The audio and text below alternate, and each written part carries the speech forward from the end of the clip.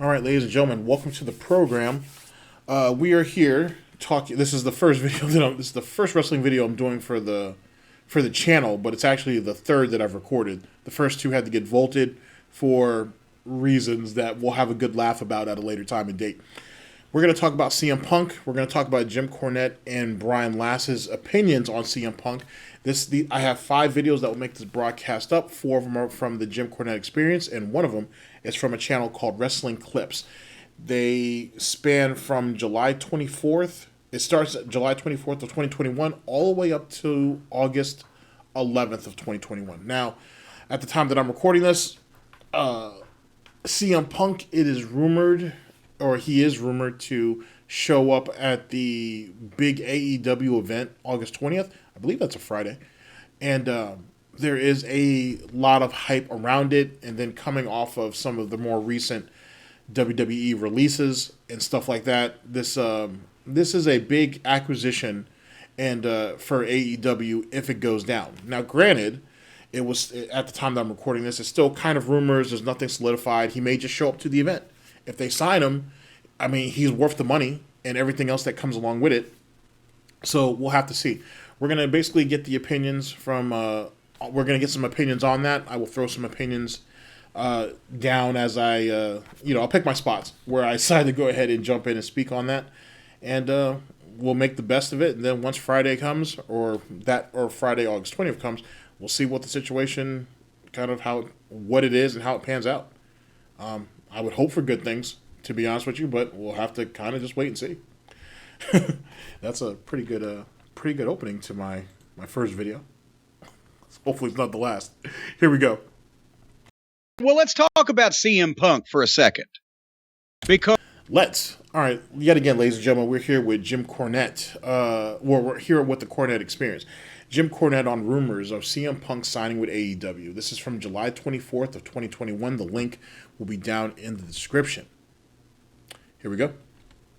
Because that also is news that CM Punk is close to a deal, or they've made a deal, it's under wraps, or whatever the case may be.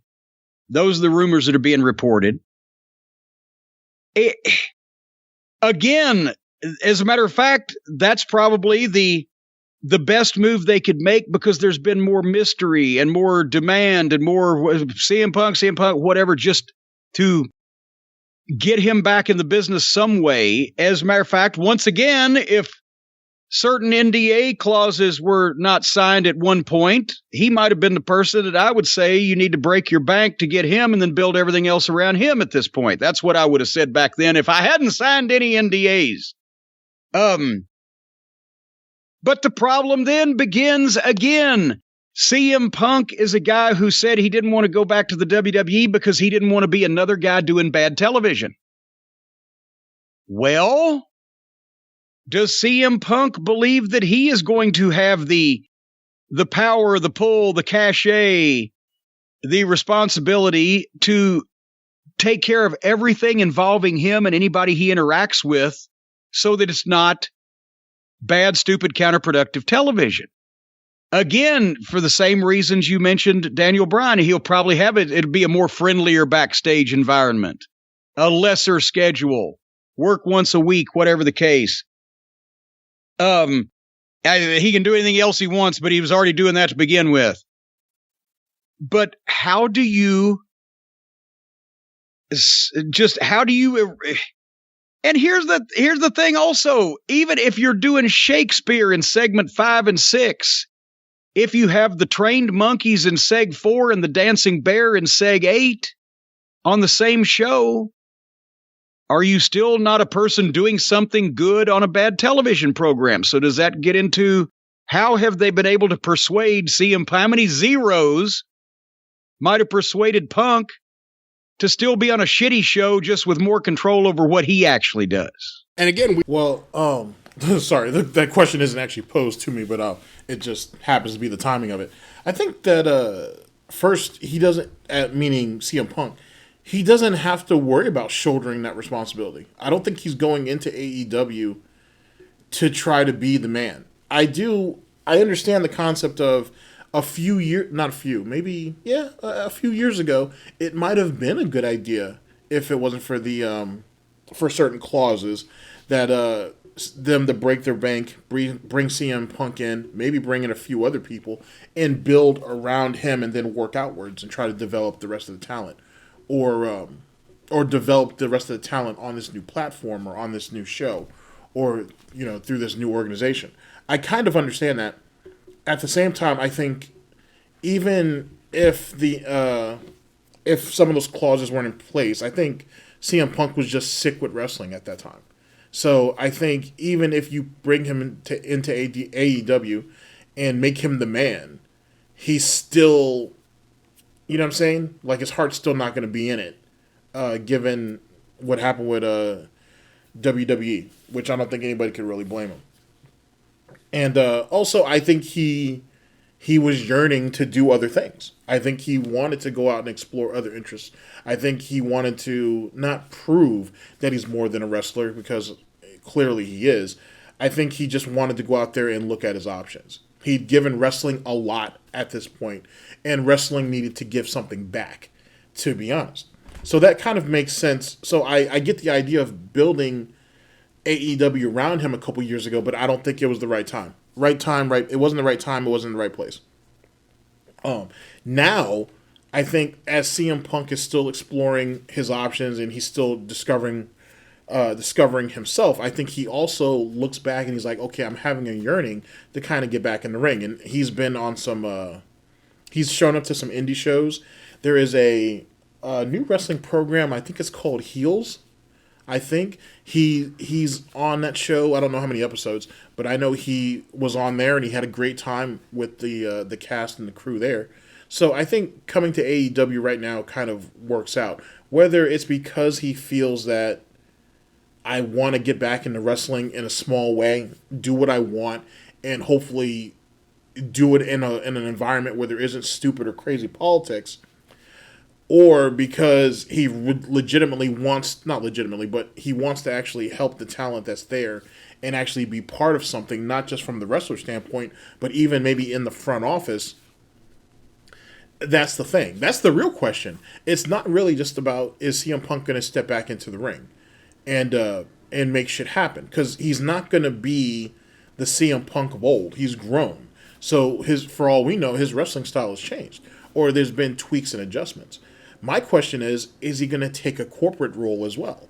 And if he does, I think that right there will be a much more interesting, it'll be interesting to hear, I should say, how he decides to handle that corporate, the corporate side of wrestling, of AEW. How's he going to work in the boardroom and part of creative? And I think those things are going to be important. So maybe when Jim says, how's he going to shoulder the company, maybe he doesn't mean it as he tries to carry everything on his back, but how is he going to contribute, not just in the ring, but outside the ring, to make AEW better. In the same way as Daniel Bryan, I'm sure. Because Daniel Bryan's, for all intents and purposes, is probably one of the nicest guys around.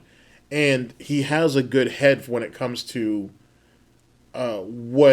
he has a good idea, I should say, on what like a wrestling program could be more than what it should be, and how to contribute to it. So these are some things that we could look at moving forward. But who can say? We don't know what kind of potential deal he would have. Would it be a full-time contract, or would it be more akin to a Brock Lesnar kind of deal where you pop in and out, which may actually be the best way to truly use your star power, but we don't know what his deal is and what or how much he'll be working there. Honestly, that would be a better way to do it, is make him, as we talked about earlier in the show, an attraction. 4 big events a year and TVs to lead up to them. Maybe not that, depends on how it goes, but get the value for the enormous amount of money you're going to have to pay CM Punk out of the pay-per-views, because that's where you can generate income. As we mentioned, the program we're about to talk about here in a few minutes did 1.1 million people, which was up from 1 million people, which was up from 850,000 people, which was where they were when they were down from 1 million people. It's that range. And you can't tell me that adding even 100,000 people a week just because one guy is there is going to be possible on a regular basis. And I don't know if you'd make your money back on a deal of that size on television, but you certainly would on pay-per-view if you can protect. They're still the last one still doing pay-per-view. If you can protect Daniel Bryan or Bryan Danielson and CM Punk and not make them less valuable than they are when you sign them by exposing them on your television, which is what's happened to so many other people, they can still make a ton of money on pay-per-view, especially right off the bat. And I understand, I get that too. But at the same time, if you're, as Jim has said, for the amount of money that's being invested in these two individuals, for example, you want to make I want to make my money back on both. If I'm Tony Khan, if I'm willing to throw all this money out there, and to procure these two individuals to bring them in, right, and because remember, they're pieces to help build the overall puzzle, which is supposed to be AEW. I want the money back on TV and on pay-per-views. Now, granted, you have to build a strong TV program to lead to the pay-per-views, clearly, right? At the same time, though, too, you want the TV to be so strong that you don't have to worry about what you think pay-per-views are going to be, because you know the pay-per-views are going to be great. But at the same time, it goes back to the overexposure. My question is, can we trust AEW to format television well enough to where the hype, the anticipation, and more importantly, the story that people want to invest in, right, is cultivated in such a way, which is put together in such a way, which is crafted and molded in such a way that it keeps them not just coming to the pay-per-views, but be invested to come back in the following weeks on television to see what happens next. Even if Punk doesn't show up on the follow-up pay-per-view, or Bryan, or whoever, right?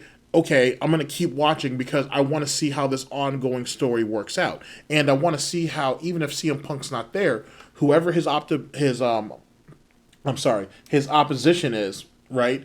Can they flush them out? Can they put enough spotlight on them to keep the story going, right? To keep it interesting enough for me to show back up. And then CM Punk comes back in with his pop, his, 2 or 3 weeks, or his, 2 or 3 months run up to his next pay-per-view appearance, and so on and so forth. That's what the real question is. And can AEW accomplish that?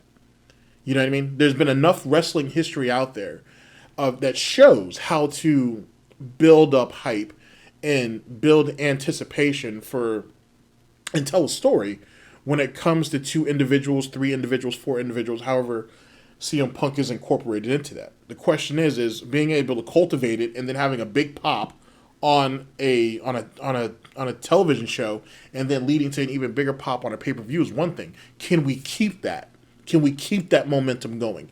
And in doing so, the other people who are on the card, who are on the show, who are on the pay-per-view, will people stick around and be like, okay, well, let's see what these guys are doing leading up to that? Because you don't want just everybody tuning in just to see what CM Punk's doing, and then, okay, cool, I'll wait, now I'll wait it out until he comes back. Or they run to YouTube, and don't get me wrong, I'm running over there with you, and wait to get the clips of what CM Punk did, and then just disregard everybody else. That's the question. There's so many moving parts into how to make a show successful. Can AEW do that? And keep it going? But they're not cutting any. I think back to Kerry Silkin's words when it was WrestleMania weekend of 2010, because we went to Phoenix and had 2 shows in Phoenix. And that's when I just started the previous fall, and I was trying to, network contacts, whatever, try to make him some money or save him some money or whatever. And he's sitting there with everybody in his office, Adam Pearce and Sid and the merchandise weasel. And they told him he bought 42 plane tickets that weekend, because nobody lives anywhere near Phoenix, right? It's not close to anything. And he said, what the fuck is this? What am I running? Make-A-Wish? 42 fucking tickets. And that's when I had to sit him down and say, go over your talent roster What do you pay them? Where do they live? How much do you have involved in their trance? Make your list and then come up with 10 guys that you could leave off, and it wouldn't the people wouldn't set the seats on fire, and it wouldn't drastically sabotage your wrestling show. And he did, and it saved him like fucking $4,000 per event. If not, I think it was more. And I said, then do that. So at some point, he's going to have to realize he's already had buyer's remorse, Tony Khan I'm talking about, on a lot of the outlaw friends that he signed to begin with, because we were hearing the stories in MLW and the summer of 2019. He was signing these outlaw guys that were getting nowhere near the amount of money that he was paying them for any other matches, any other promoter anywhere. He's paying them like 3 and 4 and 5 times as much, signing them to contracts. Nobody even knew who the fuck they were. And several of those names that I heard were barely on television the first year. And all they've done is sign people and sign announcers and sign legends and sign to the point where, remember, several weeks ago, I said, is Vince rope-a-doping this guy? Like, please spend as much money as you can to sign all these fucking people that I don't really want so that you will fucking go broke. I don't know if I still think that too. I kind of think that's Vince McMahon's plan, because Vince McMahon's known for doing that. But instead of saying, or instead of looking at it as, I don't want these guys, I don't need these guys at the moment, so I'm going to send them over there. So I'm going to go ahead and release their contracts. You're going to pick them up, because clearly that's what AEW is kind of doing right now.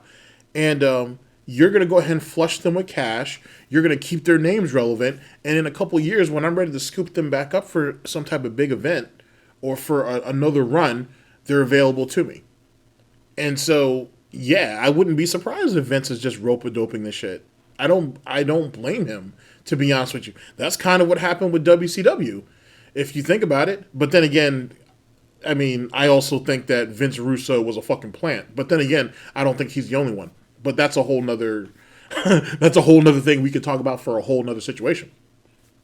So, yeah, if this is a great way of getting a bunch of people off the books to make Vince's company look profitable, right, moving forward, and trying to, if not cultivate, hold on to the core ones that he wants, so he can routinely bring back these big names like John Cena, like Goldberg, and like all these guys, and set up these big dream matches, I guess you kind of say he's trying to do. I mean, I think it pays off either which way. I don't think it's necessarily trying to bankrupt Tony Khan, because the Khan family have a lot of money. And don't get me wrong, everybody used to say that about billionaire Ted too, or Ted Turner. But I think it's a great way to keep this group of wrestlers who will always come back to Vince when he puts the word out, to keep them fed, and more importantly, to keep them relevant in the public eye until he's ready to cultivate them again at his leisure. That's kind of always been Vince's MO. And we'll talk about that as that goes on with some of the older stories of some of the shit that Vince has done. Because that's always been something he's done. That's always been his MO. That's always been the way to go about it. I mean, don't get me wrong. He's not above bankrupting people, certainly. Go back between him and Vern Gagne and how they try to screw each other over multiple times, amongst other things. But I think this right here, I think that right there is the better way of going about it. I think that's what Vince's situation is. But who could say that, and given the fact that supposedly Triple H, there's some rumblings that Triple H might be in some issue or in some problems given what's going on with what is that, NXT, or maybe the fact that NXT is not holding its own very well against AEW.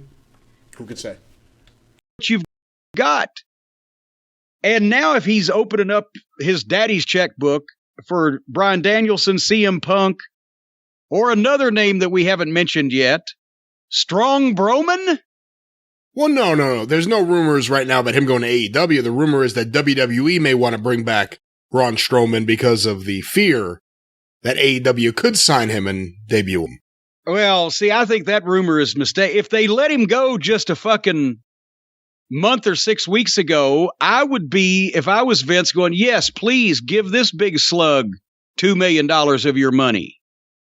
And you'll see what I ended up with, which was not much.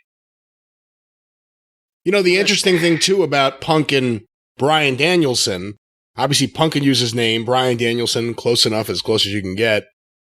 They could probably both use their entrance music from WWE, because Bryan Danielson used Flight of the Bumblebee, and CM Punk used Cult of Personality by Living Colour. Tony Khan has no problem licensing music. They're going to come out there to the music they came out to on WWE TV. Hey, did I tell you when whatever year it was that Punk did the pipe bomb promo and they were trying to sign him and bring him back so that Triple H could flatten him, kill his heat since he got over by himself? As soon as the contract negotiations were up in the air and everybody was buzzing, as soon as he came back out on their TV and they played Cult of Personality, I said, okay, this guy got everything from Vince McMahon he ever asked for. And Cliff, no brown M&Ms, he got that because Vince hates to license music. So that would, I can see that, and that would be a huge fucking pop. Punk coming out in a big building to that song could get a Cena-like pop like we were talking about that he got the other night. You may have a babyface problem in the world of AEW, despite it being an old wrestling trope. But I would be intrigued down the road after you get through all this. I would be intrigued by CM Punk and Cody Rhodes in a feud. I don't know about the match, but the feud and the promos, I would be very interested in that. That would be good. Cody would have to switch heel. Cody would have to be. There's no way Punk could be a heel now, right? No way. I don't think so, nor should he be. What if he comes out there and starts doing the Jim Cornette promo, the Dan Lambert promo? I haven't been here because I think you are all a bunch of jerk-offs. Yeah, why wouldn't... I'm surprised that Jim wouldn't want to see Punk go heel. To be honest, that doesn't hurt Punk if he turns heel, to be honest with you. I think that works I think that just works. I think at the end of the day, I think CM Punk is one of these guys who it doesn't matter whether he's a face or a heel. To be honest with you, you kind of just want to see Punk, which means he's going to go out there, he's going to say what he wants to say, and if you don't like it, well, fuck you. or in the great words of Jim Cornette, thank you, fuck you, bye. So I don't think it would hurt.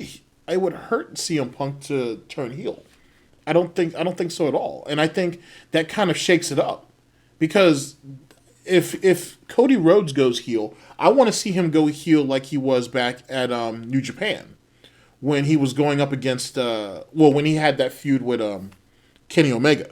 I want to see that type of heelish type shit. And not to say that Cody Rhodes doesn't have that in him. I'm just saying if we're going to go that route, I want to see something similar to that. But I think I'd rather see Punk go in and be Punk, and then, as time goes on, see how Cody Rhodes decides to sway on how his approach is going to be to it if, Cody Rhodes ends up being the opposition. I think it should be like that. Let Cody Rhodes decide what he's going to want to do to handle this particular situation. I think that would work out better. And then he could essentially play off the audience like, okay, let's say that Cody Rhodes is the face in all of this. Are they cheering for me or are they against me? And then if he feels like if the audience is swaying against him clearly, then he goes ahead and he turns heel and whatnot. And then after the CM Punk situation, however long that gets drawn out, then he can continue on with that, being like, if you would turn against me against this one guy, you'll do it against anybody. So how much did you people really value me? You know what I'm saying? And then you can kind of build a lot around that. But I'm really surprised Jim said that. I would honestly be fine with seeing Punk. Well, I want to see Punk be Punk, but I wouldn't think it's a bad thing to see him go heel. So ridiculous, and Kenny Omega's ridiculous, and I've taken Tony Khan's money, kind of like a pipe bomb promo. I've taken Tony Khan's money, and I'm coming here, and guess what? Now I'm an executive vice president. Nope, that would not happen because the Bucks and Twinkle Toes wouldn't let it happen. And also, they had Dan Lambert, who's a guy they can make fun of, saying those things, and everybody could laugh. He doesn't know what he's talking about. But if CM Punk said those things, people would listen to it. And they would, even if they hadn't thought that, they would go, you know what? If Punk says it, yeah, I think they're kind of fucking, he's right. So they ain't going to be doing that. If you are one of these guys that Tony Khan is talking to or has just signed about coming in, and you're someone who's going to be getting six figures, you're someone who's a sizable wrestling star, you're someone who's going to certainly be lending a lot to AEW. Now, you don't think Punk or Bryan is talking six figures now? I wouldn't if I was them. No, you go right to seven figures. Yes. Yeah. They're not six-figure guys. And Punk already has a deal with Pro Wrestling Tees, so he could probably just keep all of his merch too. I would hope.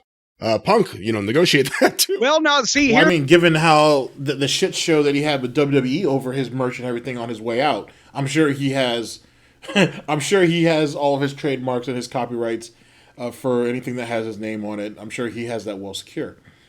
As for the pipe bomb scenario, and how the Bucks and Kenny Omega would take that, I mean, to be honest with you, it's just taking it on the chin. To be honest with you, I think if that right there is going to further the business and it's going to further their pockets, it's going to further line their pockets, then why not? To be honest with you, because that's one of CM Punk's strongest qualities, is the fact that he's an amazing talker and he's believable. You know what I'm saying? He's very, very believable. So now, if you're going to, whether he's being incorporated into AEW as one of those helping or supporting pieces, or they're looking at AEW kind of putting him in the spotlight and trying to build up and develop talent around him, theoretically, that's probably one of the ways of going about it, because you're being able to use one of his best attributes is his believability.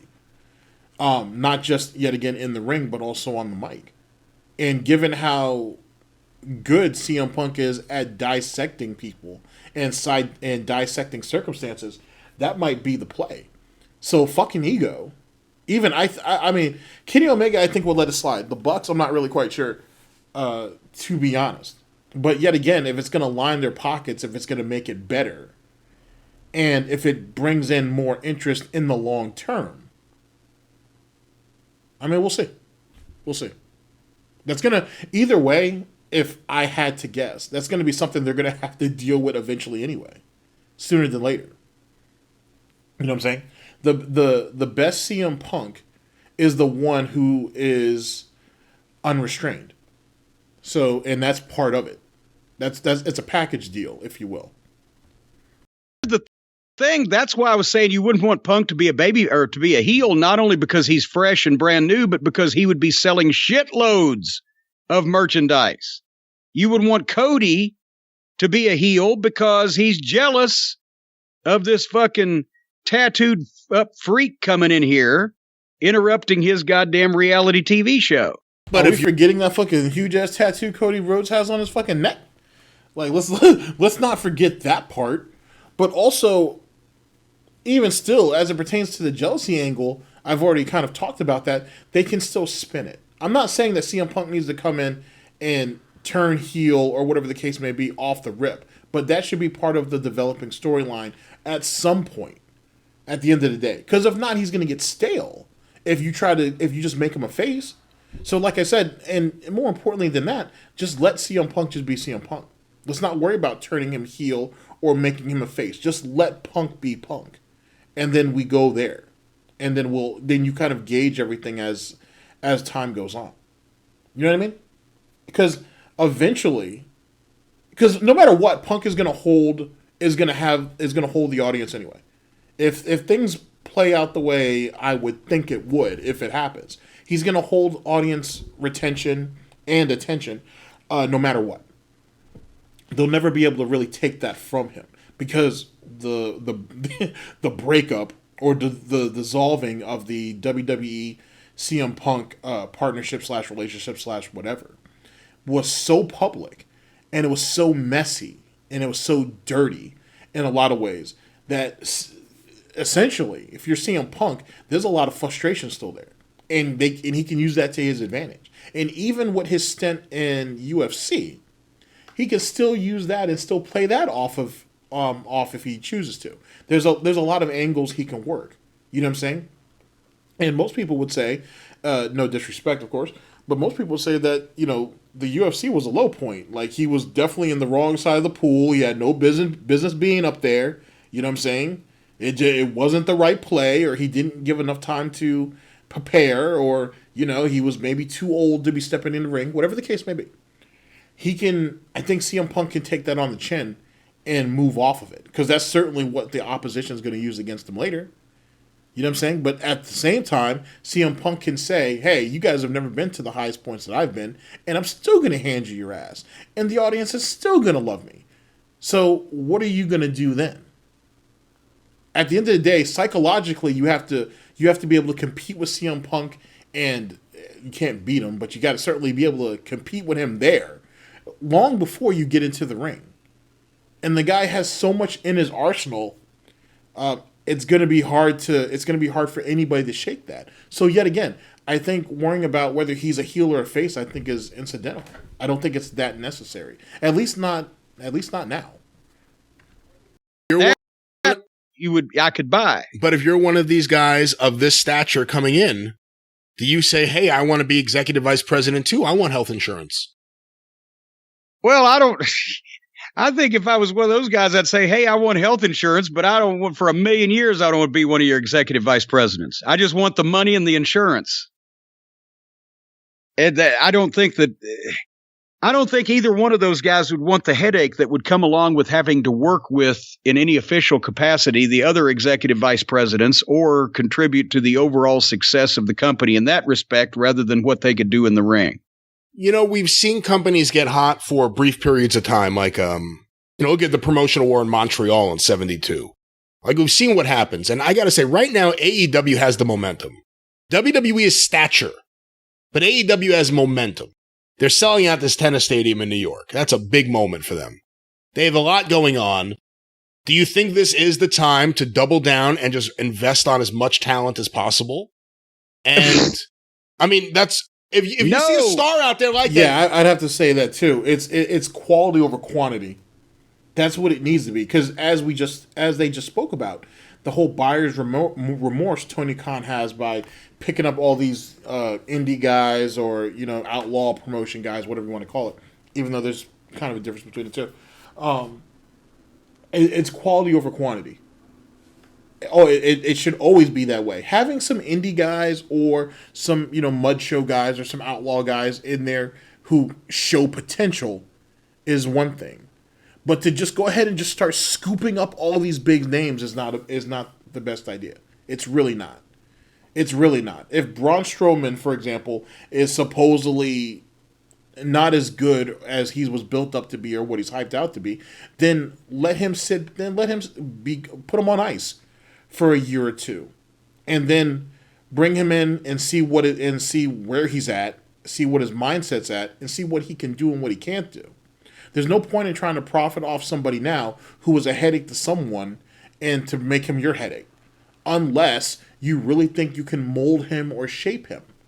You know what I mean? If not, then what's the point? What's the point? It doesn't make any sense to do so. And a lot of the guys that AEW picks up, they especially these old WWE guys, they have an idea or a good head about the business itself, not just in the ring, but outside the ring. So they can contribute to the back, right? Or in the back as agents and as developers and trainers and all these other different things, right? They have some value like that. Bringing some of these newer guys who were, who got over for a while and then got dropped doesn't really help you. It's if they really love the business, they'll go on the indie track, if you will. Or they'll check out some of the other bigger, slightly bigger names as it pertains to organizations, and they'll go and do well there. See what they look like in a year or two. There's no hurry it's not a fire sale, basically. It's a buyer's market when it comes to talent. I'm sorry to make it sound that way, but since WWE has always put it out there as this product, then treat it as such. It's a buyer's market. You can take your time and choose who you want and who you don't. Yeah, everybody got a name, but what's the longevity and what's the mileage you're going to get out of that name? It's great to have a nice car, but if the engine's shit, then who gives a crap? It's another nice car that's sitting in your garage that you can't drive because you were worried about what it looked like instead of actually how it performs. Do you grab him or do you even think about it? Well, yes, you grab Daniel Bryan. You grab CM Punk. I'd leave Strong Broman alone. But they do have momentum, but it's the same thing as when they asked Shitstain. They said, well, what are you going to do when business goes down? Booking like this. He's, if we do it right, it'll never go down. It always goes down. Same thing. They're signing stars. They're signing names off the other television. This happened in the mid to late 90s, as you'll recall. And yes, as long as they can keep signing these new names and hot-shotting these themed television shows and hot-shotting the pay-per-views and blah, blah, blah, especially with their audience, which loves hot-shotting because they love chaos, they're going to have momentum, but sooner or later, there's nobody left to sign. There's nobody new. You've hit the wall. You can't shoot any more angles. You can't set anybody else on fire. So no, the time when you've got this much momentum is to take who you've already got and fucking polish it up to be as good as it possibly can and go out and have all these shows with this giant array of talent already, instead of trying to collect a bunch of people, drop them all like a fucking cow pie in the road and see if anybody's, who smells what. You can't get over 20 new guys all at the same time, even if people already know who they are. You can't feature them, even with these multiple TV shows, especially when they have these 20-minute matches that don't mean anything on their 2-hour television program. They really have a good selection of talent for a 2-hour program, but you don't see half of them because they put the wrong people on the show and they let them stay out there for half an hour. So, no, I wouldn't just go crazy and sign, because what happens when their momentum fucking peters out this fall when some other sport's having tournaments on fucking television, or there's no new shocking surprises to sign, or people have seen 85,000 exploding matches. And then they're like, oh shit, we still got to pay all these fucking guys. Deal with what you've got and get that in good shape first. Let's not forget they have unlimited capital. Well, sooner or later, Daddy might get upset. And then Daddy will say sell. Yeah, exactly. I was going to say that no one has unlimited capital. Sooner than later, if you're not getting the return on your investment, then something needs to change. And something needs to change rather quickly. And as they had spoken about, you have some of these guys who are on the roster who can't even be featured, whether because they're not ready or they don't know where to put them or whatever the case may be. To be honest, if you're going to... Maybe there was talks of splitting the brand or having a whole nother situation there where they can kind of feature some of those guys. Probably not going to work, to be honest. And then talking about, maybe they should make AEW longer. Maybe it should be a 3-hour show. Too long. If you're going to have all these guys who are basically not getting any attention, they're not being used, they're just sitting around collecting a paycheck and that's it, a portion of the actual 2-hour program you have, I don't care if you have to put these people in like 7-minute matches, you need like 2 or 3 of those each and every week to show these guys, to get these guys out there and get them in front of the public. You're already spending all this fucking money on them. Get them out there and put their asses to work. If they don't show any promise or if they don't show any situation, cut them. Fucking A, cut them. It's a business. I understand that everybody wanted to be buddy and be friends and all that bullshit, and everybody's trying to bring everybody in, you know what I'm saying, to give them a job or whatnot. But if they're not performing and if they're not contributing anything to the back, meaning that if they're not sharing ideas, if they're not developing each other, then what's the point? You know what I mean? If you really think about it, if you have 20 guys on the roster who you're not using, those guys should be essentially they should definitely be training. They should definitely be polishing what they have, and they should be coordinating amongst each other. And they should be passing on what they know, and they should be kind of blending with each other. Not to say that they need to become tag teams but they need to be developing some type of camaraderie amongst themselves. So once they get that shot, finally, with whoever else within this group they're going to get paired up with, they can make sure that one shot is their shot. That one move, that first step is their best step. You know what I mean? And if these guys aren't doing it and they're all just sitting in the back chilling because, It doesn't matter whether I get featured or not this week for the, I don't know, 15th week in a row. I'm still getting paid. Then you've already wasted your money. And cut him. Let him, just be honest with him. Cut him. If you're not willing to do anything with them, and if they're not showing any interest or ambition to be used or try to put themselves in a position to be used, cut them. Just fucking cut them. All right. Well, so we're going to go ahead actually into our second video, which is Jim Cornette on CM Punk's return. This right here is from July 27th of 2021. Yet again, the link to all these videos will be down in the description. And I should have a timestamp. We're at the 40-minute mark, give or take. Cut him! Do you think Punk has any issues with that audience? Because it's very different. Let me say I recognize that right away. But the Ultimate Warrior was away a couple of years or a few years, and he came back in 96. That first time out, monster pop. He was, in a lot of people's eyes, the big draw of that WrestleMania. And then the more you saw him, the more you realize he's changed and the wrestling's changed. Both went in different directions, and they're never going to meet in the middle again. Punk hasn't been there in a long time. There are a lot of things that are the same. We don't know what he's going to be in the ring. We don't know what he could do physically. I mean, I'm not saying he's messed up or anything, but he hasn't been in a ring in a long time that we know of, or at least hasn't worked a match publicly. Does he have anything to worry about with a very fickle fan base if he's not working at a level they anticipate? Well, for one thing, he wrestled for 15 years, right?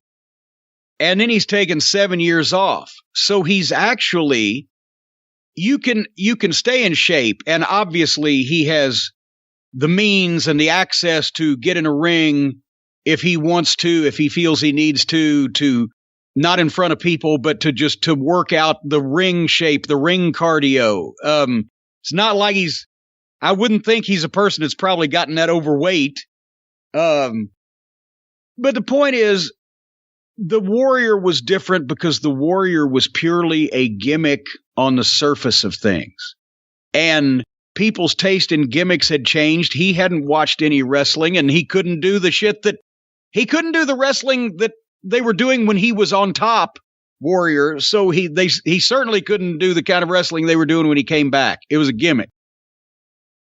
Punk can work, but more importantly, Punk can talk.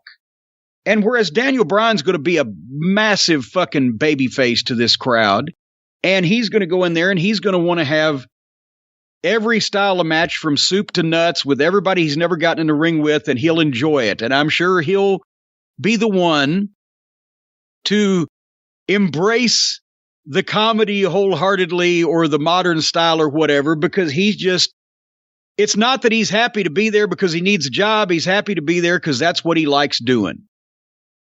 With Punk, I believe that he's one that could probably stir that audience up to fucking violence. They might fucking bring the fucking house down for him when he first arrives, obviously, just like they did for Cena, because they missed him because he went away. But Punk can talk well enough, and Punk could pull the fucking, I've been the biggest star in the biggest company. I told the son-in-law he was the one that needed to work with me instead of me working with him. But does that make me a hero to you people? It probably does, and it should, because I'm better than all of you. I'm better than everybody in this company. I came back because Tony Khan groveled on his hands and knees and literally told me that he would pay me more money than I've never ever known that the federal government printed before. So I can come here and lower myself to deal with you fucking people, to deal with you fans, to deal with these jack-legged outlaw mud show goofs in the locker room. I know I'm doing my promo now, but you get the fucking drift in Punk's delivery. And that's what I'm going to do. I'm going to do this for about a year. And then I'm going to go back home and to my successful wife who writes comic books and screenplays. And I'm going to fucking never be seen again in public by you wretched refuse of humanity.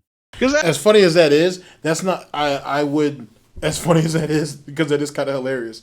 And if he is if they are setting him up for a limited run, he should say that on his way out, certainly. But it should be shaped in such a way on how AEW and the AEW fans have failed to meet his expectations, whereas the other way around. When he steps in there, he should say, still playing off of Jim's promo, that I've competed at the top level. You know what I'm saying? I've gone up against the boss's son-in-law and whatnot, and prevailed. I'm the one who told what was what, and though I got fucked in the end, though I got fucked in my Tinder dare, I ended up giving them the last laugh or the dick on the way out, right? And then after the fact, I've been in the business for 15 years. I've been off for 7. I'm going to come back here and I'm going to compete at the highest level possible. And now these guys need to step up to where I'm at. And if they don't, I still win because I'm not going to break a sweat with any of this shit. I'm still going to go. I'm going to pick up and leave and then go back to my, you know what I'm saying, to my beautiful wife who's incredibly talented. I'm going to go back to my life doing whatever the fuck I want to do. I'm going to still be flushed with cash as I was when I walked into AEW. And you guys are going to love me no matter what. That's what it's going to come down to. It's just going to give me a chance to piss on your heroes while I'm here. That's what the situation is going to be. If you think the WWE couldn't hold me down, what makes you think AEW is going to do so? That's how it's going to go. And whether you like me or not, I don't give a fuck, because at the end of the day, I've gotten paid. And I'm going to continue to get paid. After my Tinder here, my fucking merch is still going to sell. You guys are still going to chant my name. You know what I'm saying? I'm still always going to be on top of all of this. So if your favorites aren't motivated to step themselves up, all right then, you might as well give me all the belts now. So you might as well give me all the belts now. Or CM Punk could be like, fuck a belt. I'm more over than your top guy was, and he's holding 2 or 3 straps. So who cares? And more importantly, even though that individual, whoever that is at the time, I should say, that he decides to cut this promo, whoever that is, I don't need to wrestle them. They need to wrestle me. So I'll be waiting. And if I feel like doing it, I will. And if I don't, if I decide to put them off for 3 or 4 months, I will. As it pertains to CM Punk's style, I think, given his experience in the UFC a little bit, I think I'm anxious to see what his groundwork's going to look like. I'm anxious to see how CM Punk is going to actually perform in the ring. I'm not one to say that I don't think he doesn't have it. I hope that it changes. It's been switched up, as I said a little bit earlier. I hope it's evolved a little bit to kind of suit his mannerisms, to suit his frame of mind and his thought. Now, he's already over. He's already rich. He's already successful. He doesn't have to go out there and let someone break him down like a Ryback or whoever else, right? To get over or to sell it for somebody else. He doesn't have to do that anymore. You know what I'm saying? So now, if you're really going to compete with him, you really have to compete with him. You know what I mean? So to speak. If he chooses to carry you, it's just that. He chooses to carry you. It's going to be really interesting to see how Punk decides to approach this. Now, don't get me wrong. I don't think he's going to show up with the amount of arrogance that I'm saying, but it's something that's available to him, and Tony Khan's going to love him no matter what, and those in the audience are going to love him no matter what. You know what I'm saying? It's going to be really interesting to see how this plays. Do you think Punk has any issues with that audience? Because it's very different. Let me say. My bad. Here, I'll jump ahead a little bit. Sorry about that. A gimmick on the surface of things. He's going to go in there and he's going to want to have every style of match from soup to nuts. With Punk, I believe that he's one that could probably stir that audience up to I've been the biggest star in the biggest company. I told the son-in-law. We'll continue right here. Sorry about that, guys. He was the one that needed to work with me instead of me working with him. But does that make me a hero to you people? It probably does, and it should. Because I'm better than all of you. I'm better than everybody in this company. I came back because Tony Khan groveled on his hands and knees and literally told me that he would pay me more money than I've never ever known that the federal government printed before. So I can come here and lower myself to deal with you fucking people, to deal with you fans, to deal with these jack-legged outlaw mud show goofs in the locker room. I know I'm doing my promo now, but you get the fucking drift in Punk's delivery. And that's what I'm going to do. I'm going to do this for about a year. And then I'm going to go back home and to my successful wife who writes comic books and screenplays. And I'm going to fucking never be seen again in public by you wretched refuse of humanity. Because that's the way I like it. Ha ha ha. If he did that, he'd have fucking people waiting for him in the parking lot because Punk can say things, whether he means them or not, in the course of a promo that you believe he means them. And he might even have some fucking material to work with there with the Cucamonga kids and anybody else that he might not be particularly fond of as people. He could cut them up like fucking gutted fish verbally. So you could really do either with him. He could be a heel, or naturally he's going to be a natural babyface because he's a star coming in, and AEW got the guy that Vince couldn't get to come back. So they're going to want to like him, but he might not want to be liked. He might see an opportunity to go in here and create more stir than anybody else is by actually making them genuinely dislike him, and not just in the haha, we're playing along with the show because we're smart way that they boo the other heels. But like, fuck you, motherfucker. You aren't too good for us because you know they're sensitive. There's some sensitive people over there on both sides of the barricade in AEW. What do you think, Brian? I don't think they want real heat, and I don't know how much real heat you get from that crowd. A guy jumped the rail not because there was any heat, but because he was a nutbag. And, we'll talk a little bit later about what some people are calling an instance of heat and what other people are calling smart fans just being disrespectful or being embarrassing. I mean, I've seen various things across the board, but I don't think heat is something they're looking for nowadays. I wonder if Punk would be looking for it. Maybe.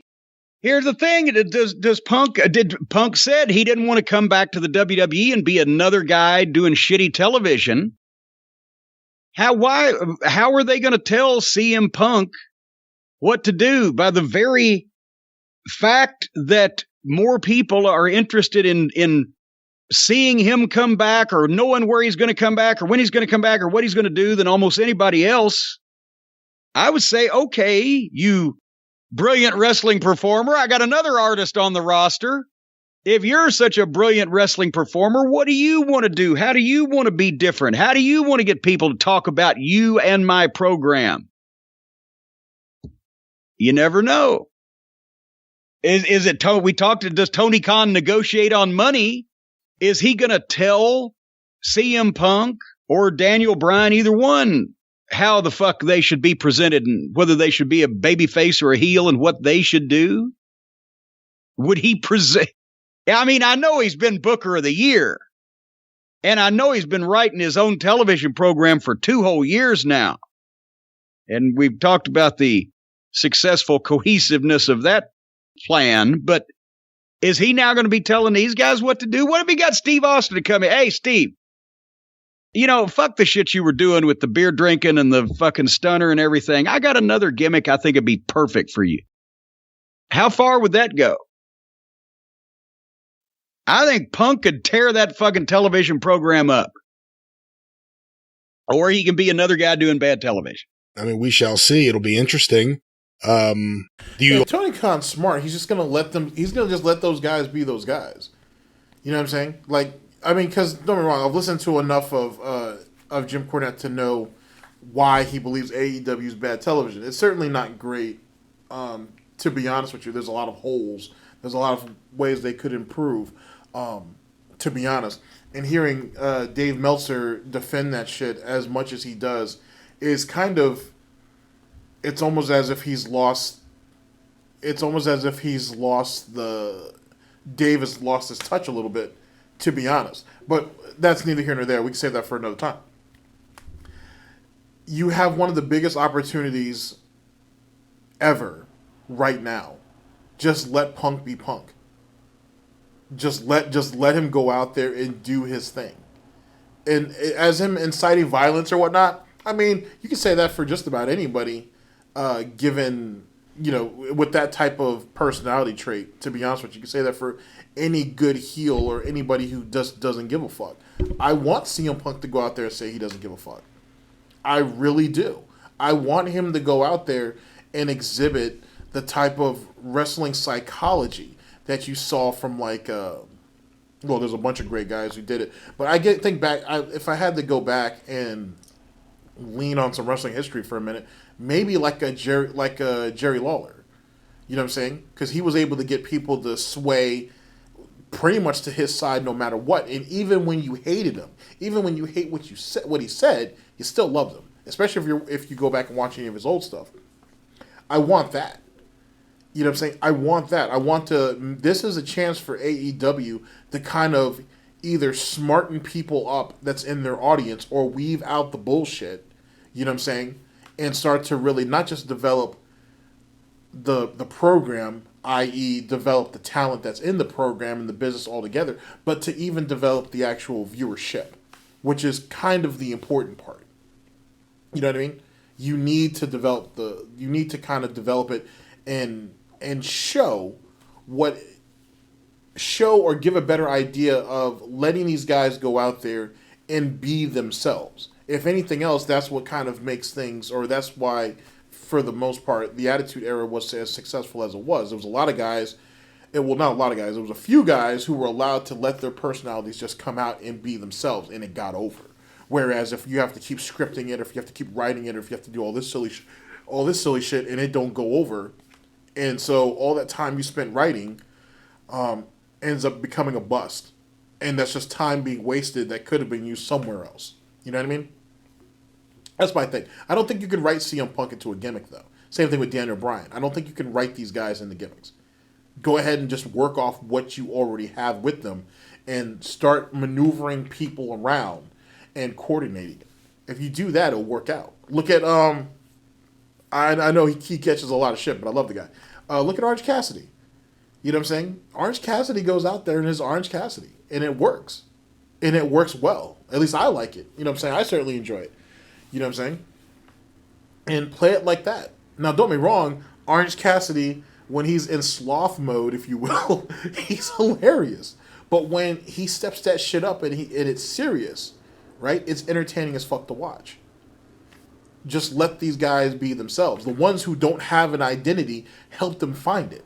But for the guys who are already established and locked in, allow them to be them. And if they want to make tweaks or if they want to take an input, you're paying them. If you want to give them input and they want to go ahead and take that input in and then shape it into what they already have, so be it. But to sit there and try to completely remold it, as Jim said, you're going to tell Austin to stop drinking beer and saying, oh, hell yeah, or whatever. That's a joke. And for the amount of money that you pay just to get him there, he could sit out, and what are you going to do? He's not like these indie guys that, like I said earlier, you know what I'm saying? If you can't do anything with him, cut him. You know what I'm saying? He's going to sit there and he's going to keep collecting, as he should. Line Punk with Bryan if they're both coming in around the same period of time, or to keep them completely separate? Fuck no. Why would Jesus Christ? That would be the exact opposite of Dusty's put everybody in Paul Jones's army against Jimmy Valiant so we keep the fucking entertainment match all in one place to a minimum. No, then if you've got those two mega stars, don't tell the people what their relationship is with each other. Bring them in from the opposite sides of the building and let them interact with everybody else before they meet in the middle. Because then you won't know what their relationship is or what might happen or whatever. Yeah, let it be a natural reaction. Let it be an organic experience.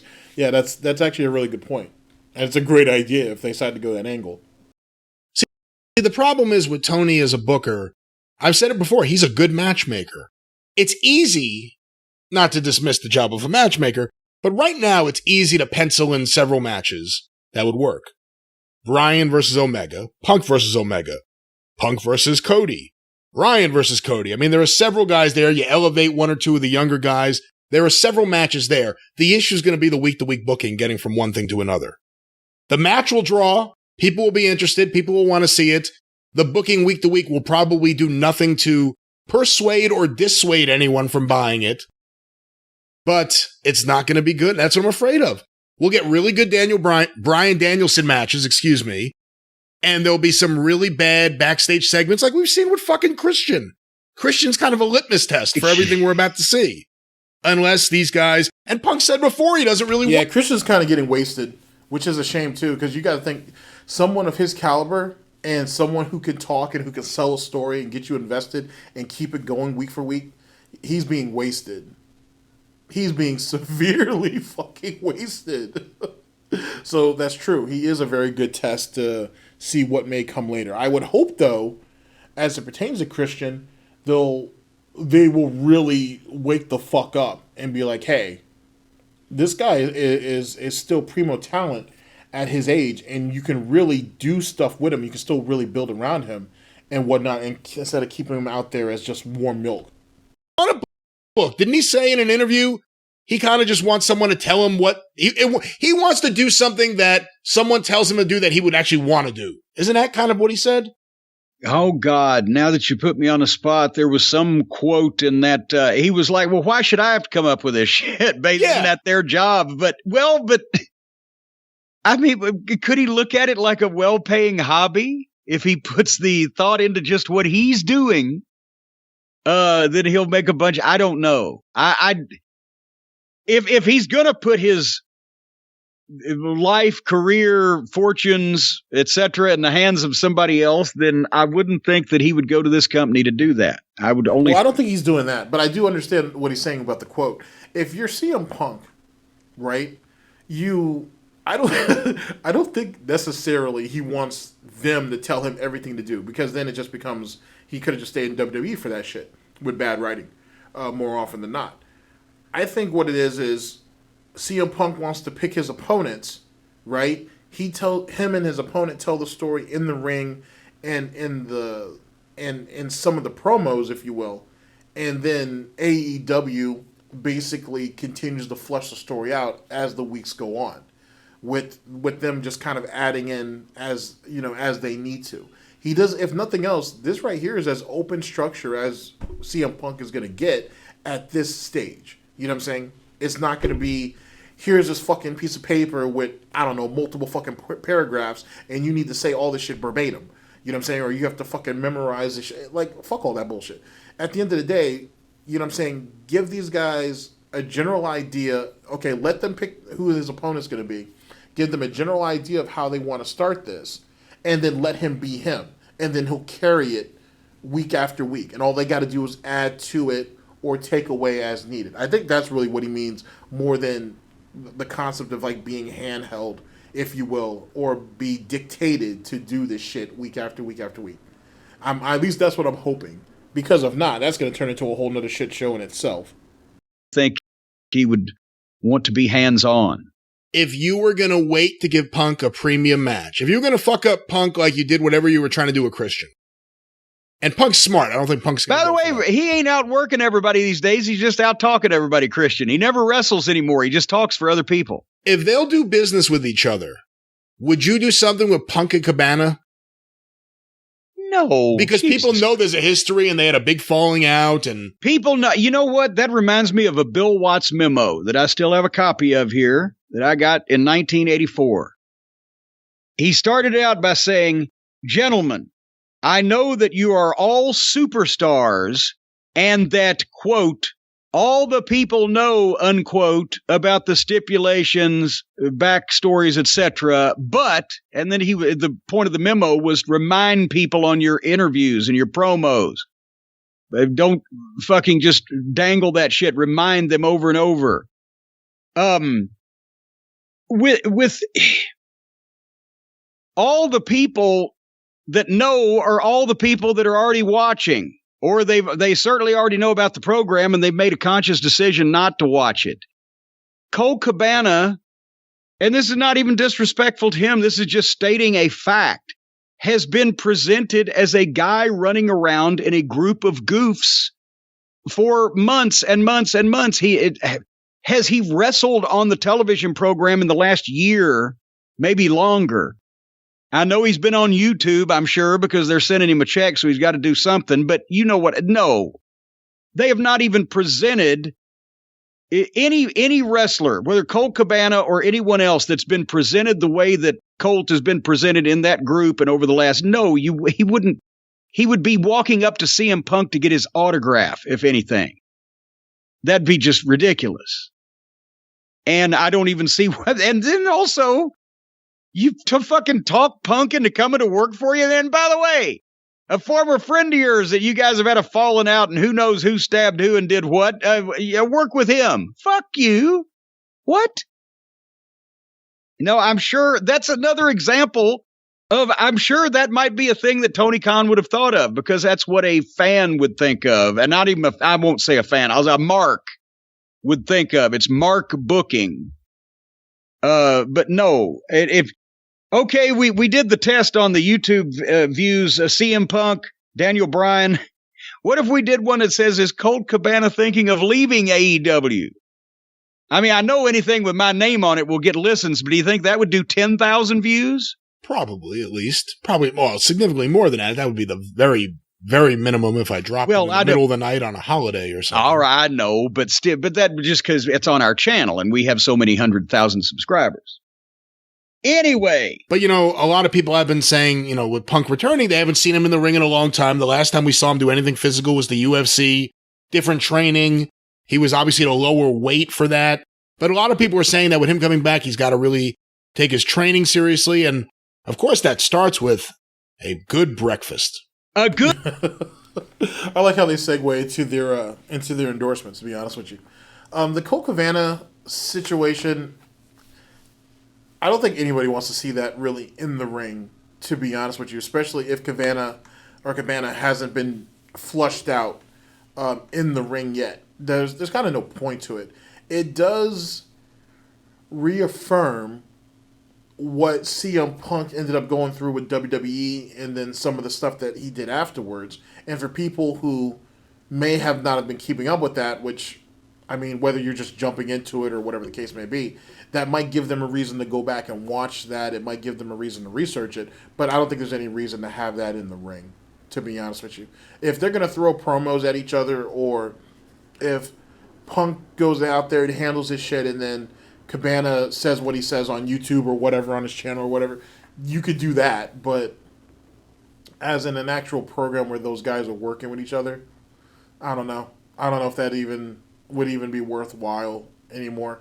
Hopefully those guys have worked it out, or they're going to work it out, or whatever the case may be, but I don't know if anybody really needs to see that in the ring, to be honest. I don't think that really is going to hold any sway.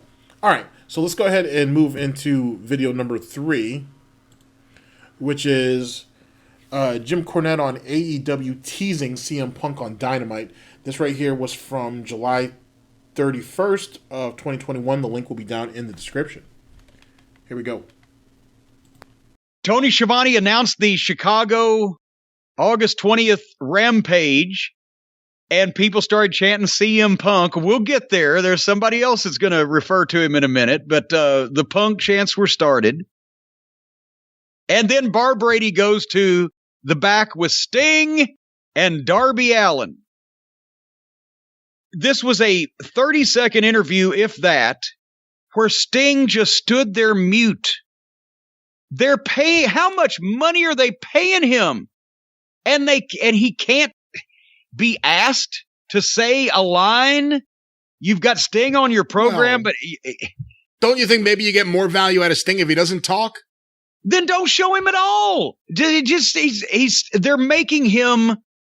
The way they got the most money out of Sting was that fucking thing in WCW back in the 90s where they kept him in the rafters for a year. He didn't speak and he didn't work, and he came back and drew more money than he ever had. Then people started seeing him again, and that bloom was off that rose.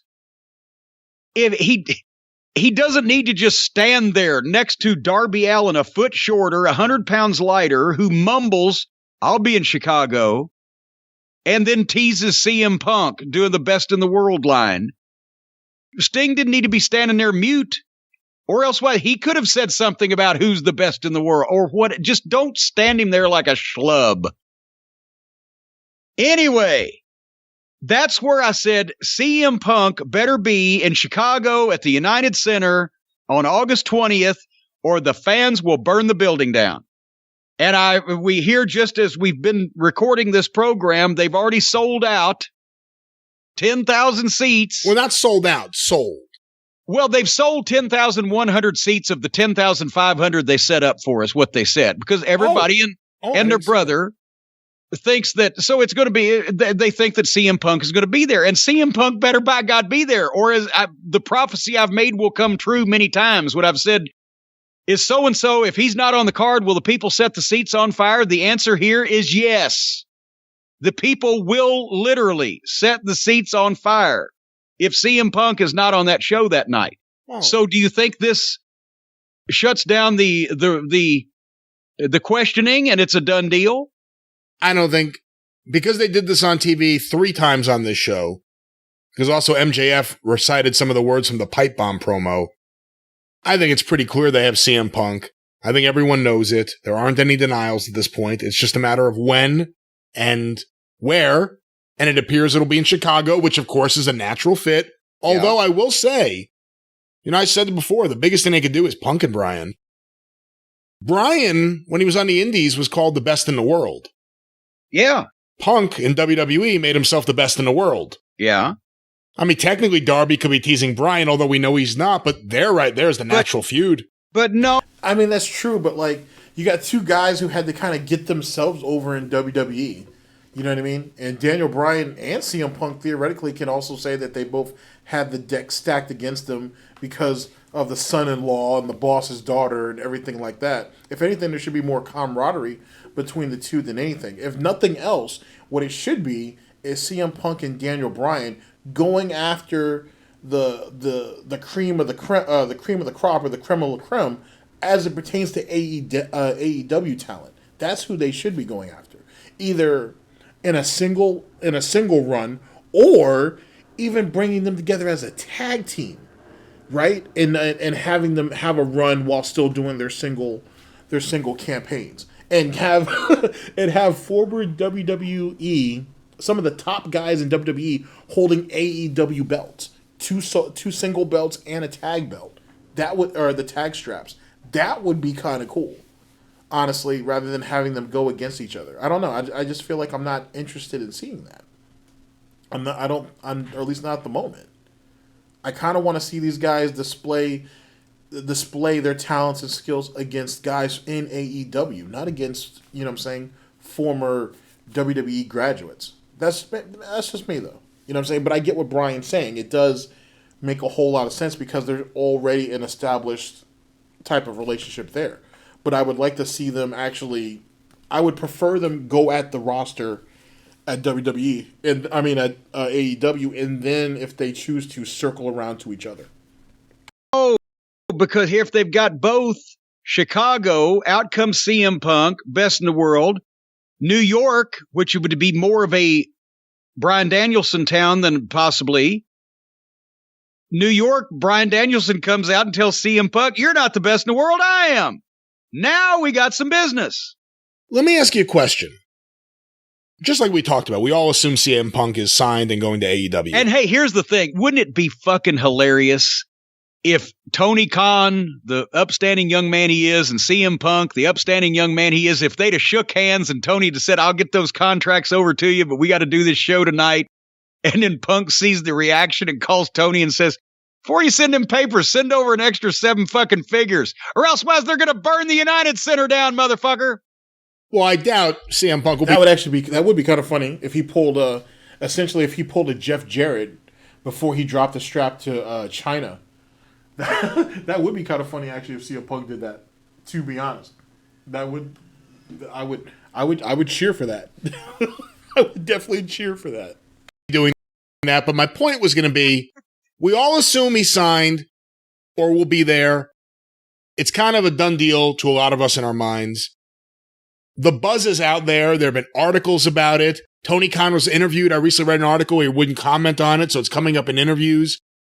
Do you think it's smart, while everyone knows that, to even tease it on the air, or would it be a bigger deal not to tease it at all and just have him be there? No. Because, you think you have to tease Punk being there, even though there's so much buzz about it already out there? You think you need to do it on air? But that's where... just keep fanning the flames, to be honest.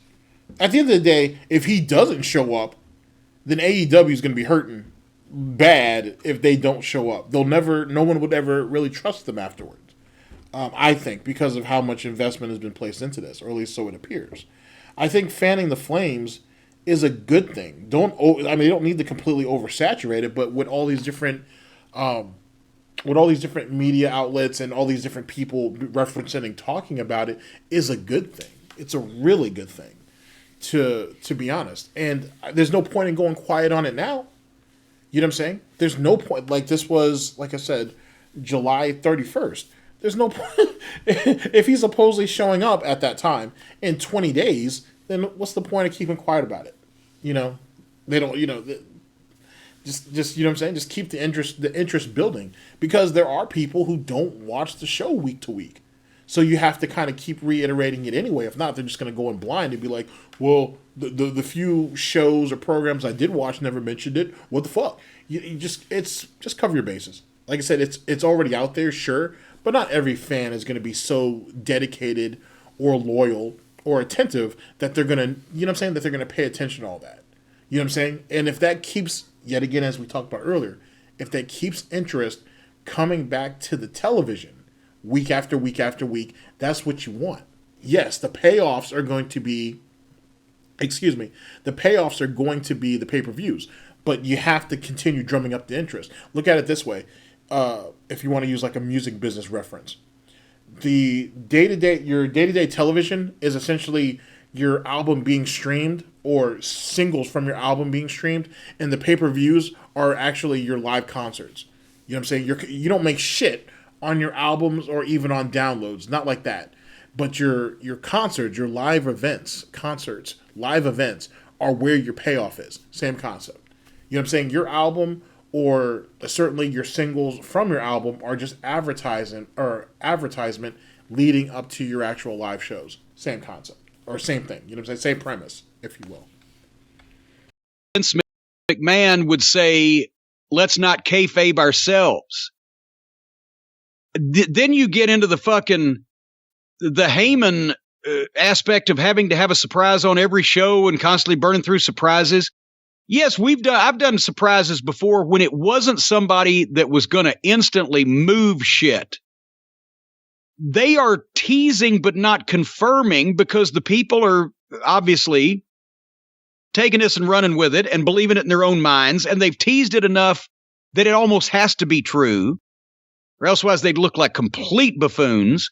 But they still haven't said it, but they know that the TV ratings and or the quick sellout, all the momentum, they can tell them they're going to see this without actually telling them they're going to see it, and they can lead the people to do that.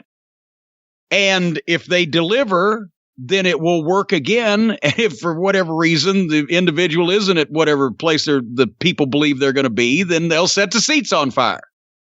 But if it was Christian Cage, yeah, be a surprise. It's CM Punk in Chicago in a fucking NBA building.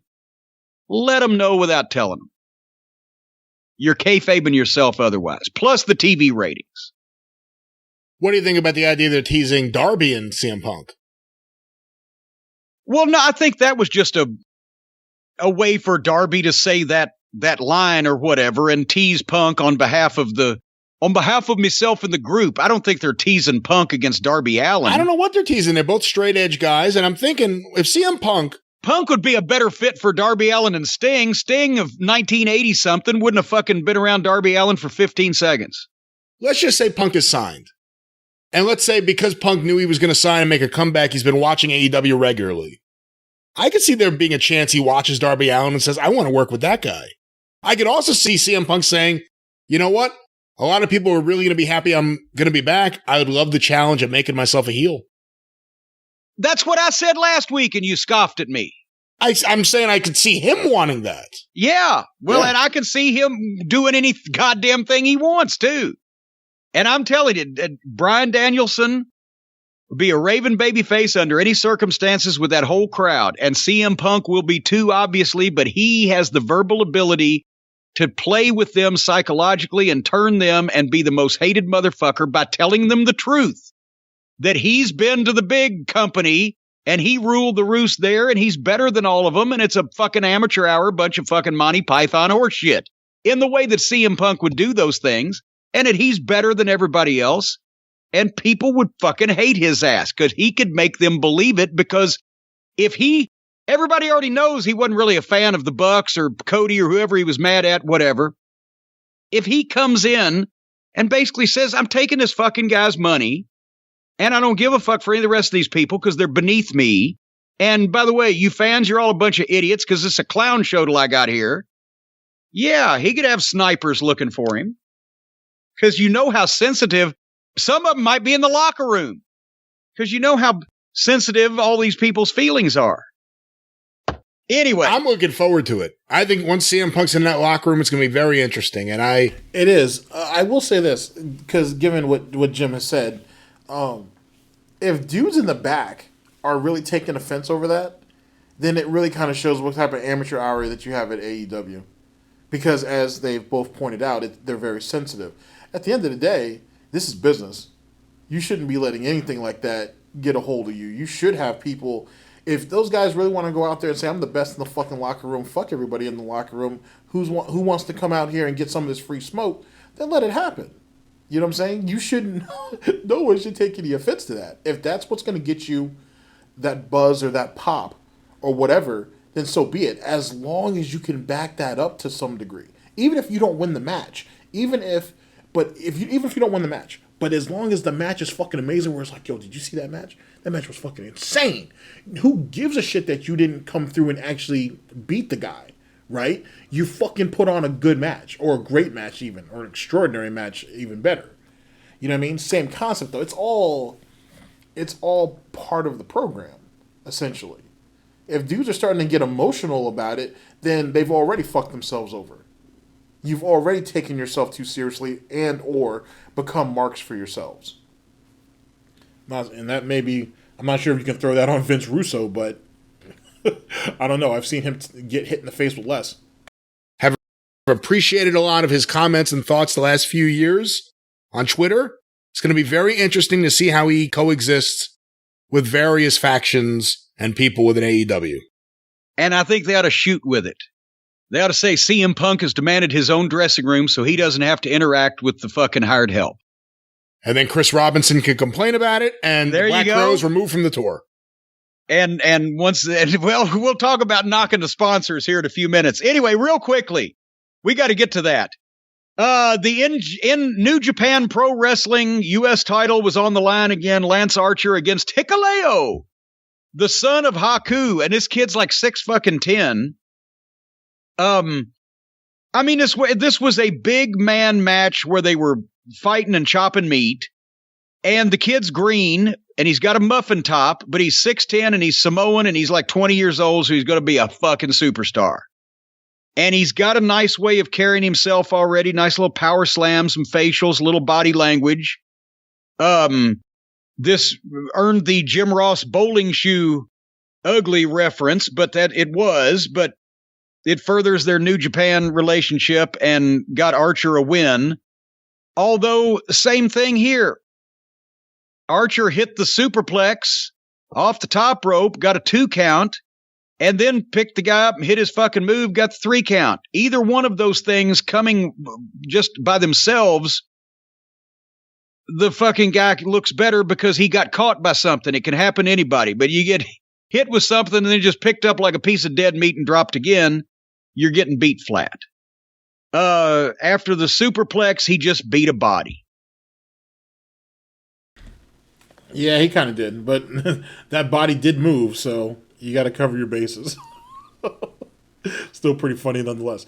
All right, so now we're going to go into video number 4. Jim Cornette on if Vince McMahon would pay CM Punk not to go to AEW, which is a funny question, to be honest. This was from August 7th of 2021. Yet again, the link will be down in the description. Here we go.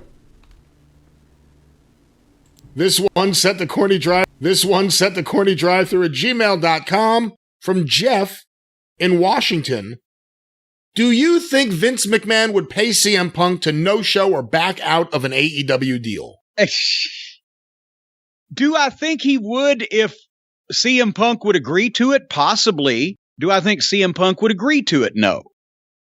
And then also there would be some type of legal exposure on Punk's side, because if obviously he's not going to be on TV if he hasn't signed a contract of some description.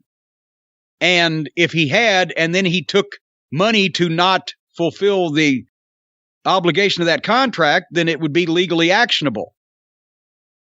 This questioner is thinking back to when Vince tried to pay Harley Race $100,000 not to show up at Starrcade, or try to pay the Iron Sheik X amount of dollars to break, or to Vern tried to pay Sheik X amount of dollars to break Hogan's leg, or whatever the case. There weren't any written. Well, yeah, that's after Hogan fucked Vern, allegedly. That whole story is a mess, to be honest. The point being, or what they're trying, or at least what Jim's trying to say, is that if CM Punk were to do that, CM Punk's taking all the risk. He's the one that's going to get caught with the breach of contract. He's going to have to deal with the legal obligations and the money Vince, even if Vince offered him an enormous amount of money, a chunk of that outside of taxes is going to go right to legal fees and everything else. It's not worth it. It's not fucking worth it. Do I think Vince would come up out of his face and just offer it to CM Punk outright? No, I don't think so. I don't see a point in doing. I don't see a point of him doing it. I think it's one of those things where if CM Punk went to him, not that CM Punk would ever do this, if CM Punk went to him and offered to do so, even then, I don't even know if Vince would find that even worthwhile, to be honest with you, because then that taints CM Punk's image, and it also hurts his marketability. Because if Vince McMahon can pay Tony Khan, or can pay CM Punk to fuck over Tony Khan, you don't think Tony Khan couldn't pay CM Punk to fuck over Vince later on down the line? And it's not even a matter of who has the most money. It's the principle of it all. It's the principle of it is what is the real kind of fuck you type shit. You know what I'm saying? And if you're CM Punk, you don't want people to know that you can be easily swayed or you can be easily paid to screw people over. Not like that. Not on that level. It's just not worth it. I don't care what anybody says. It's just not worth it. It's really not. So, it's still a funny question, though, nonetheless. Contracts in those days, in this business. It was, you're booked, you show up, you get paid whatever the promoter pays you. You either like it and come back, or you don't like it and you don't. Nobody knew how the business was worked or who was in charge of it, so you couldn't take things to court. Nobody would go to court most of the time anyway, because it exposed the business. The people that did go to court and expose the business were blackballed for it, like the Poffos filing a lawsuit for antitrust against the established promoters. That just led to more of their talent being blackballed and not used by those people that were sued. So that's not possible today, is what I'm saying. Would he, if CM Punk said, yeah, Vince, give me $100,000 and I'll fuck him, he might do that, but I don't see it happening because Punk wouldn't, and somebody would end up in court over it. Stephen P. New, 888-692-8084. I left that part in there on purpose. Yet again, like legally, it's just not worth it. Even doing that for $100,000 isn't worth it, to be honest with you. If you're gonna really go to task like that on somebody, you better be asking for at least $500,000 or more, for sure. Because you definitely, I mean, legally, you're definitely gonna get fucked. So, and I'm not gonna do that for Vince. I don't think anybody would, to be honest with you, especially not the way fucking CM Punk got jerked around. So, even still, for $100,000, you're selling yourself short. You must be some cheap hooker if you're gonna act like that. At that point, that just seems ridiculous. That seems ridiculous to sell yourself that cheap. So, no, I don't think CM Punk would ever do that. Especially, like I said, he's the one who's going to take all the risk. He's the one that's going to be... He's going to be stuck with all the legal obligations. Anywho, ladies and gentlemen, we're here with the last video of this video, to be honest with you. CM Punk comments on AEW debut rumors 2021. This is from August 11th. Of 2021. The link will be down in the description, and this is from a channel called WrestleClips. So that's a thing. The link, and yet again, you can check out their channel at your leisure. Here we go. All right. Well, let's talk about something other than vanilla. And I'm sure you knew this was going to come up. There's been a few hints on a program called AEW Dynamite about best in the world. There was a Cookie Monster shirt that was worn by Kenny Omega a little while back. And we had AEW book the United Center on August the 20th. I'm just curious if you might be visiting the United Center that night. When was that? Let me look at my calendar. Mm-hmm. What did you say it was? The 20th? 20th, yeah. I think I actually might be doing a screening. This isn't confirmed yet, so I probably shouldn't blast this out everywhere, but we're talking about doing a screening of episode 3 of Heels at an AMC in Chicago, and that's one of the dates that has been proposed. Now, I haven't actually checked out the show yet. I've seen previews and whatnot of it, certainly, but I haven't actually seen it, if it's even out yet. To be honest, it may be interesting because this wouldn't be the first time that a show revolving around wrestling has been put on television. Most of them don't do well, if anything, and I think the movie The Wrestler still has a piss-stained taste in people's mouths, if not worse. So theoretically, that provides pretty good cover if you think about it. I don't know. Like I said, I think it's going to be exciting either which way. As for the show itself, Heels, I think CM Punk being part of it, I think there's a few other people too, but I think CM Punk's one of the more prominent. I think that'll draw a lot of attention to it as well. I mean, if it's a good show, then watch it. To be honest, if it's a good show, you should watch it.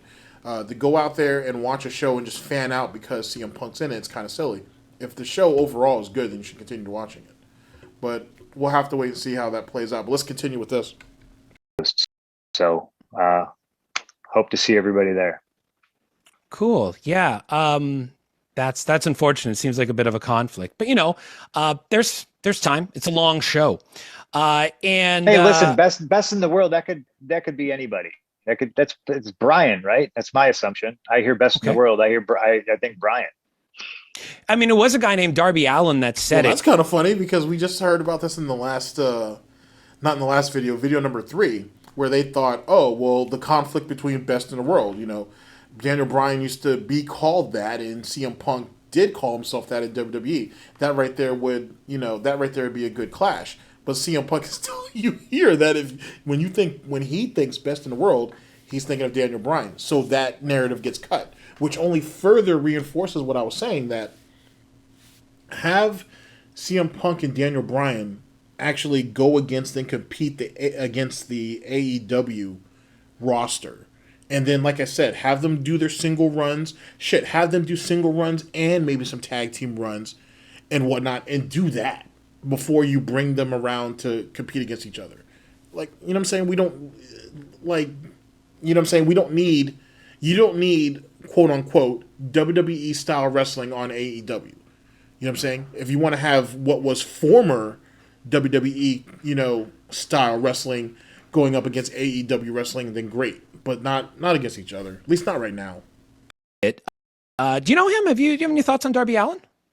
I think Darby Allin's great. I think everybody in the wrestling world needs to never do a dive ever again, because you can't do it better than Darby. When I approached my in-ring stuff, I could do a moonsault. It sucks. And why would I do one? Because everybody on the roster could do a better one than me. So it's just like, why bother? If you watch Darby Allin wrestle and you watch him do one of those dives, he actually looks like he's trying to murder somebody. So it doesn't get any better than that. Stop doing dives, everybody. Back when AEW started, Tony Khan has stated that he did want to have you a part of the organization. I'm just curious if you guys did chat and what made you decide not to go forth. Yeah, I talked to Tony. My perspective on this, and I said this to Tony to his face, was that I am a guy who has constantly heard, hey, I got a money guy. Hey, I got TV. I've heard that at least once or twice a year for 15, 20 years in my wrestling career. I've gotten bounced checks from those gentlemen.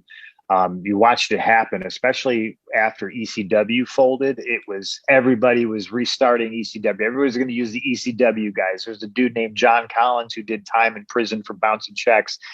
Um, and it always seems like somebody's we're gonna start up and we're gonna compete with Vince, and like I always thought that came from a bad spot, because if you want to start a pro wrestling company, I think you should always just focus on yourself. So I more or less took like a wait and see approach, and I wasn't, or I am not interested in pro wrestling in that respect.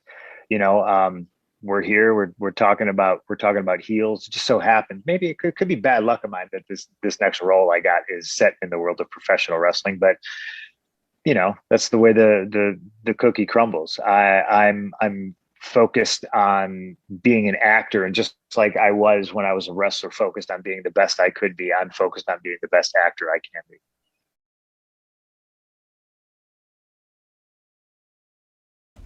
Well, there you go. Like I said, I'll link this down in the description, and you can check it out. You can even check out the full interview if you go through that video's link, and that'll kind of tie all that up. Now, yet again, whether he is actually debuting, well, he's not going to be debuting. He's rumored to. It's more than likely he's going to make an appearance. If he does, great. If the dude decides that, you know what I'm saying, that he's just going to kind of be on an appearance type level, or he's only going to wrestle a couple times, whatever the case may be, I wish the dude the best of luck either which way. CM Punk has been very entertaining to watch. I don't think he owes us anything, to be honest with you. If the guy wants to come back because he has an itch for it, great. If pro wrestling will help heels, for example, because that's his major role right now, if it'll help that further along, then CM Punk's going to do what he has to do to further his career. I think he brought up a great point. The concept of trying all these guys coming out to try to beat Vince. Nobody beats Vince. The only person who beats Vince is Vince. Clearly, we've all seen this. He's always been his greatest deficit, to be honest. Just go out there and put up a great program. You know what I'm saying? Put on a great show. Exhibit some people who Vince had dismissed, or people under Vince had dismissed as not having talent. Well, this is what they can really do. Because a lot of those guys have been labeled as that. You'd be surprised, to be honest with you, how many people on WWE now who were dismissed years ago with Vince saying that, no, I don't think they're really that talented. I don't think I have a place for them. I'm not going to bother with it. So I get where Punk's coming from when it comes from that notion. Anywho, thank you guys very much for listening to this. I very much appreciate it. My next, like I said, I got some other content I need to go over, or I'm going to have to re-record. One of the big projects I have for this channel is we're going to go over, wrestling-wise, I should say, because we do other stuff on here too, is going over the Dave Meltzer, Jim Cornette beef. We will be going all the way back to 2019 for that, give or take, and then another project I have going up is Jim Cornette's beef with Kenny Omega and the Young Bucks, or at least his problems with them over the years. We're going to go over that as well, and we'll see what else comes out of this, to be honest with you. I do enjoy wrestling history. I do enjoy some of the stuff that goes on. It is what it is. I'll just give a hot take on it, and that's pretty much that. There are plenty of other content creators out there that give it to you on a daily basis, who I am fans of and who I subscribe to. If I got a hot take on something, I'll give it, essentially. But that's pretty much my notion. That's pretty much what my thought process is. And there you go. That's pretty much what my play. Thank you guys very much for showing up. I very much appreciate it. And I guess I'll see you guys for whenever the next one of these comes out. Hopefully. Maybe. Not sure. Take care.